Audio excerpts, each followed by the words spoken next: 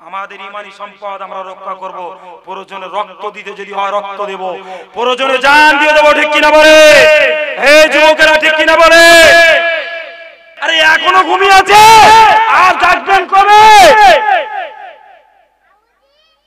হ্যাঁ, ইসলামিক মাহফিলে বলছি, কথার আওয়াজ বার হচ্ছে না আপনাদের। প্রতিবাদ সভায় যাবার যোগ্যতা আপনাদের হচ্ছে না।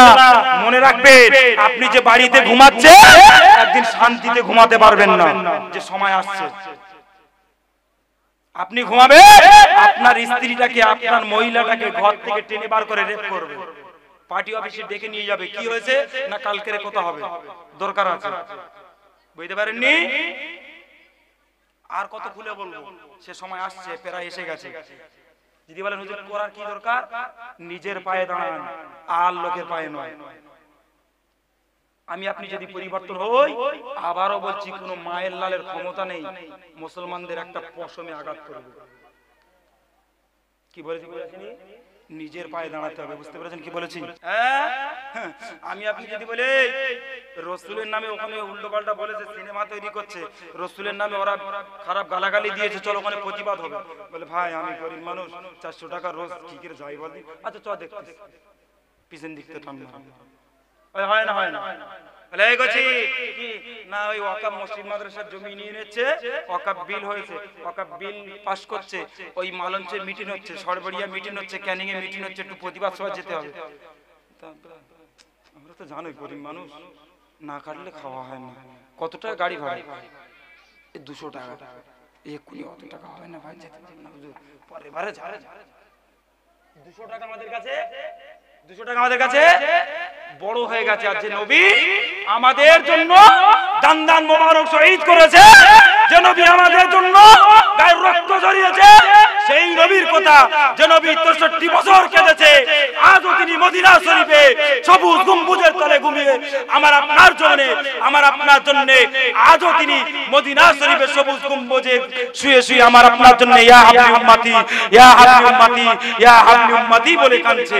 সেই নবীর কথা একবার কি আমার আপনার মনে পড়ে না? নবীর আশিক আমরা, নবীর দেওয়ানা আমরা। কি করেছি নবীর জন্য? বলে যে জান দিয়ে দেব। আমি আব্দুল কাদের বলি, জান দিতে হবে না। নবীকে খারাপ গালাগালি করেছে, নবীর নামে কুকথা বলেছে, চলো প্রতিবাদ করব। যাবার দরকার আছে না নেই? একটা কথা বলে দিয়ে যাই আমি আব্দুল কাদের, আপনারা যদি পরিবর্তন না হন, সামনে সময় আসছে খুব ভয়ানক সময় আব্বা, কালো আকাশ আমার আপনার উপরে আসছে বলে দিয়ে গেলাম। কোন মায়ের লাল বাঁচাতে পারবে না মুসলমানদের। আবারও বলছি, যদি আমি আপনি পরিবর্তন হই, পৃথিবীর জমিনে এমন কোন মায়ের লাল জন্মায়নি যে মুসলমানদের একটা পশমে আঘাত করবে। তবে শর্ত, আমাকে আপনাকে পরিবর্তন হতে হবে। বুঝতে পারেন কি বলেছি? হ্যাঁ, সারা জীবন তো ঘুমিয়ে আছি, জাগবেন কবে? একটা মসজিদ নিয়েছে, আমরা কিছু বলি, বাবরি মসজিদটা নিয়ে নিয়েছে। ঠিক বলছি না ভুল বলছি? এই আব্বা, বুঝতে পারছেন না কি বলছি? আজকের প্ল্যান করছে না, আরো 5টা মসজিদের নামে, ভালো ভালো জায়গা মসজিদের নামে, জ্ঞানবাপী মসজিদের নামে কেস চলছে। কেন না? ওখানে শিবলিঙ্গ পাওয়া গেছে, ওটা কোর্টে কেস চলছে। আমি আপনি কিচ্ছু বলিনি, ওরা দেখছে তাই তো ভালো হচ্ছে তো বেশ। তাহলে একটা কাজ করা যাক, কি সারা মসজিদ গুলো, সারা মসজিদ, পৃথিবীতে যত মসজিদ, মাদ্রাসা, খানকা, মক্তব আছে, সব আমাদের হাতে নিতে হবে। এই মসজিদ তো দখল করা যাবে না, তাহলে কি করা যাবে? পৃথিবীর জমিনে যত মসজিদ মাদ্রাসা আছে, অফ করা জমি আছে আমাদের ভারতে, সব আমাদের আওতায় নিয়ে নেব। তাহলে কি হবে? পুলিশ প্রশাসন আইন দিয়ে তাদেরকে বাধা দেওয়া হবে। প্রথম তাদের কি হবে? ওই ওয়াকফ সম্পত্তি মুসলমানদের সম্পত্তি, জানেন তো? এই ওয়াকফ সম্পত্তি মানে বোঝেন? অনেকে বোঝেন না, একটু বলে দিয়ে যায়। ওয়াকফ মানে আপনারা মসজিদ করেছেন, মসজিদ বলতে আপনাদের এখানে এই সামনে ওই মসজিদের জমি ইসলাম শরীয়তের নিয়ম হচ্ছে ওয়াকফ করা, আল্লাহর রাস্তায় না দিয়ে দিলে ওই মসজিদে নামাজ হবে না, জানেন তো? কিছু মানুষ আমার আপনার মতো ভালো মানুষ, আল্লাহওয়ালা মানুষ, জান্নাতি মানুষ, তারা জান্নাতি বান্দা, তারা নিজের জমিটাকে দান করে দিয়েছে মসজিদ মাদ্রাসার জন্য। এই জমিটাকে বলা হয় অফ করে দিয়েছে, আল্লাহর রাস্তায় দিয়ে দিয়েছে। আর এই জমি একটা দুটো মসজিদে, একটা দুটো মাদ্রাসায় দিতে দিতে আমাদের ভারতে, আমাদের ইন্ডিয়াতে এত পরিমাণ জায়গা হয়ে গেছে, অকাপ সম্পত্তির জায়গা। রেল এবং প্রশাসনদের দপ্তরের পরেই এই ওয়াকাফ সম্পত্তি এত পরিমাণ সম্পত্তি হয়ে গেছে সারা আমাদের এই ইন্ডিয়াতে। তাই সরকার চেয়েছে কি করা যাবে, এই ওয়াকাফ সম্পত্তির ভিতরে মুসলমানদের তো এখানে দুজনকে হিন্দুকে জায়গা করে দাও, দুজন মুসলমান থাকবে আর দুজন হিন্দু থাকবে।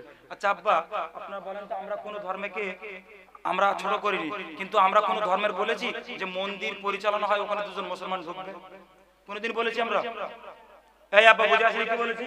আমি রাজনীতি করতে আসিনি, আমার কথাটা বুঝবে নাকি কি বলতে চেয়েছি। তাহলে আমরা তো কোনোদিন বলিনি যে হিন্দুদের এত জায়গা মন্দিরের, ওই মন্দির পরিচালনা হবে, দুজন মুসলমান থাকবে, দুজন হিন্দু থাকবে কমিটির ভিতরে, বলেছি কোনোদিন? তাহলে আমাদের অক্ষের জমি, আমাদের সম্পত্তি, আমাদের বাপ দাদা দিয়ে গেছে, আমাদের সম্পত্তি, কেন হিন্দুরা ঢুকবে ওর ভিতরে? কইতে পারেননি? প্রথমে দুজনকে হিন্দুকে ঢুকাবে, তারপরে কোন জমি ওয়াকফ সম্পত্তির উপরে এই মসজিদ হবে, দুজন বাধা দেবে। বুঝতে পারেননি? কেন ইনকাম হচ্ছে সরকারের, ওদের দেওয়া যাবে না। বুঝতে পারেননি কি বলেছি? দেওয়া যাবে না। তাই এই প্ল্যান করছি কি করা যাবে, আস্তে আস্তে এইভাবে প্রত্যেকটা ওয়াকফের জমি যারা ইন্ডিয়াতে আছে দখল করতে হবে। কি করতে হবে? আগে আইনের আওতায় আনতে হবে। আইনের আওতায় আনলে আইন দিয়ে তাদেরকে রোকা যাবে, পুলিশ প্রশাসনদেরকে রোকা যাবে, কিন্তু তার আগে করা যাবে না। তাই আইনটা সংশোধন করছে। এর পক্ষে না বিপক্ষে আপনারা বলেন? বলে আরে এখনো ঘুমিয়ে আছে, আর জাগবেন কবে? হ্যাঁ, ইসলামিক মাহফিলে বলছি, কথার আওয়াজ বার হচ্ছে না আপনাদের, প্রতিবাদ সভায় যাবার যোগ্যতা আপনাদের হচ্ছে না। মনে রাখবেন, আপনি যে বাড়িতে ঘুমাচ্ছেন একদিন শান্তিতে ঘুমাতে পারবেন না, যে সময় আসছে আপনি ঘুমাবে, আপনার স্ত্রীটাকে, আপনার মহিলাটাকে ঘর থেকে টেনে বার করে রেপ করবে, পার্টি অফিসে ডেকে নিয়ে যাবে। কি হয়েছে না, কালকের কথা হবে, দরকার আছে। বুঝতে পারেননি? আর কত খুলে বলবো, সে সময় আসছে, প্রায় এসে গেছে। যদি বলেন হুজুর করার কি দরকার, নিজের পায়ে দাঁড়ান, আর লোকের পায়ে নয়। আমি আপনি যদি পরিবর্তন হই, আবারও বলছি, কোন মায়ের লালের ক্ষমতা নেই মুসলমানদের একটা পশমে আঘাত করবে। কি বলেছি? নিজের পায়ে দাঁড়াতে হবে। বুঝতে পেরেছেন কি বলেছি? চলুন আমার আব্বা যান। তাহলে ওয়াকফ সম্পত্তির বিরুদ্ধে যদি কোনো জায়গায় প্রতিবাদ হয়, যাবেন তো নাকি? এই সামনে 19 তারিখে মনে হচ্ছে কলকাতায় আছে, সব ধর্মে নিয়ে মানুষ, আমরা যাবো কম বেশি ইনশাল্লাহ। বলেন সেদিন মালঞ্চ হয়েছে, খবর রাখেন?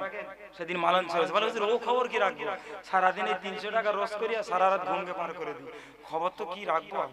আর কিছু যুবক ছেলেরা মোবাইল ঘাটে, ওরা একটু খবর খোঁজ খবর রাখে, তা বাপদের বলে, তা বলে কি ওসব ওসব আমরা বুঝিনি।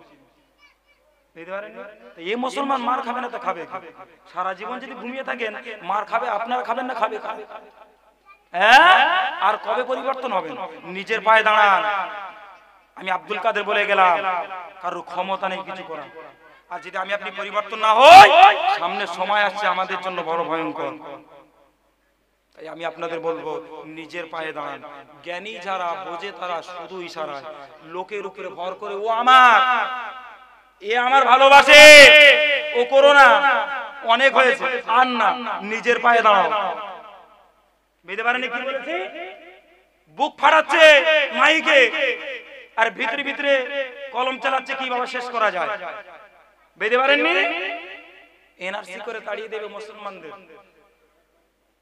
প্রতিবাদ অনেকেই করেছে, কাজের কাজ কে করেছে জানেন? এই আব্বা বলতে অসুবিধা হচ্ছে নাকি? কাজের কাজ কে করেছে জানেন? আইনি যদি আপনাদের কবজায় আনার চেষ্টা করে, আইনেই লড়তে হয়। বুঝতে পারেননি? লেখনের মাধ্যমে যদি কেউ কারো জব্দ করার চেষ্টা করে, লেখনের মাধ্যমেই জবাব দিতে হয়।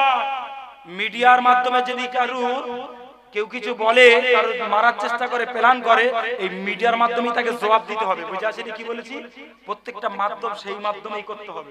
আমি আপনি বলি ভিডিও কি হয়, এসব কি সামনে বসিয়েছি, বুঝবেন কি আব্বা? আপনারা কজনে কেন শুনছেন? এর থেকে বেশি মানুষ এখানে শুনছে জানেন? কবে বুঝবেন আব্বা সব? তাই আমি আপনাদের বলি, জ্ঞানী যারা বোঝে তারা শুধু ইশারা নিজের পায়ে দাঁড়ান, আর লোকের পায়ে নয়। আর লোকের চালে পয়সা তুলে রাখার সময় নেই। নিজে চাল তৈরি করো আর নিজের চালে নিজেই পয়সা তুলো। লোকের চালে সময় আর নেই। আর যদি এখনো ঘুমিয়ে থাকে, সময় আসছে সামনে ভয়ানক, বলে দিয়ে গেলাম। চলুন, যে কথা বলতে বলতে এতদূর চলে এলাম। আমার আব্বা, আমি রাজনীতি করি, আমি রাজনীতির কোন নেতা নয়, তবে আমার আপনার পরিবর্তন হওয়ার দরকার আছে না নেই? এগুলো আমি আপনি বলতে পারি না? মসজিদ আমাদের জায়গা, আমাদের ইমানি সম্পদ, মাদ্রাসা আমাদের ইমানি সম্পদ, খানকা আমাদের ইমানি সম্পদ, এই মক্তব আমাদের ইমানি সম্পদ। এর উপরে যদি হস্তক্ষেপ করতে আসে, আমি আপনি প্রত্যেকেই বাধা দেব, ঠিক কিনা বলে? হাত তুলে দেখান, হাত তুলে দেখান। ইমান যদি একটুকু পরিমাণ থাকে, আপনারা হাত তুলে দেখান যে হুজুর আমাদের মসজিদ মাদ্রাসা যদি রক্ষা করতে হয়, আমার জন্য জাহান দিয়ে দেব, কিন্তু মসজিদ মাদ্রাসাকে আমরা, খানকাকে, মক্তবকে আমাদের হাত থেকে ছেড়ে দেব না। সকলে হাত তুলেছেন? সকলে হাত তুলেছেন? একটু তাকবীরে তৈবা, নারে তাকবীর, নারে তাকবীর, নারে তাকবীর। হাত নামান। আমি আপনি আমার আপনার জিনিস যদি না বাঁচাই, ও আমার আপনার জমিটা এক বিঘে কেউ কেটে নিচ্ছেন, নকল দলিল করেছে, তখন দেখবেন না বাড়ি আর ঘুম হবে না, শুধু ছুটবে। আর সারা পৃথিবীর মসজিদ মাদ্রাসা জমিগুলো নিয়ে নিচ্ছে, এতে কোনো অসুবিধা নেই। আমার আপনাদের নওজোয়ান তরুণেরা দেখছেন না পাশে বাংলাদেশে কি হচ্ছে আব্বা? সীমা যেদিন ছাড়িয়ে যাবে না, সেদিন বুঝতে পারবে অবস্থা কি হবে। বুঝতে পারছেন না বাংলাদেশ কি হচ্ছে? তবে আমরা চাই সংবিধানকে মানি। সংবিধান কোনদিন বলেনি, বাবা সাহেব আম্বেদকর যে সংবিধান লিখে গেছে তাতে পরিষ্কার লেখা আছে, যার ধর্ম তার কাছে। একজন বেধর্মী কোনদিন আরেকটা ধর্মের উপরে আঘাত করতে পারে না। আমরা ইসলাম ধর্মের অনুসারী, আমরা কোনদিন কারো ধর্মকে আঘাত করি না, ঠিক না বল? কিন্তু আমার ধর্মকে কেউ যদি আঘাত করতে আসে, আমরা ছেড়ে কথা বলবো না, ঠিক না বল? ঠিক কিনা বলে? আরো জোরে বলে। আমাদের ইমানি সম্পদ আমরা রক্ষা করব। প্রয়োজনে রক্ত দিতে যদি হয় রক্ত দেব, প্রয়োজনে জান দিয়ে দেব, ঠিক কিনা বলে? হে যুবকেরা, ঠিক কিনা বলে? চলুন, যে কথা বলতে বলতে এতদূর চলে এসেছি, একটু দরুদ শরীফ আল্লাহুম্মা সাল্লি আলা